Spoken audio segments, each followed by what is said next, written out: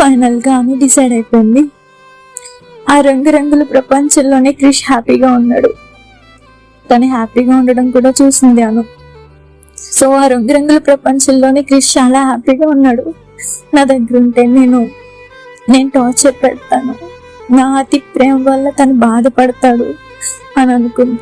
తన లైఫ్ బాగుంటే చాలు కదా, ఆ రంగుల ప్రపంచంలో తనకి ఇష్టమైన వాళ్ళతో తను అనుకున్నట్టు ఉంటాడు కదా.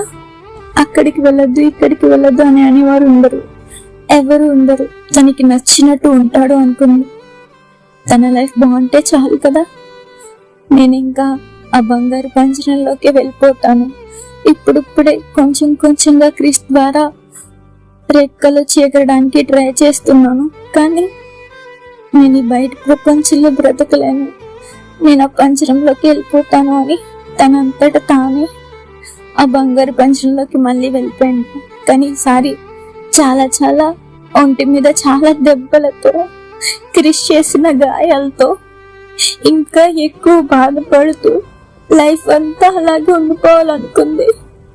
ఆ బంగారు పంజరంలో ఉంటేనే గాడ్ని అడిగింది, దేవుడా నేనేం తప్పు చేశాను, ఎందుకు నేను సంతోషంగా ఉండడం నీకు ఇష్టం లేదా, నేను ఈ పంజరంలోనే ఉంటానన్నాను కదా.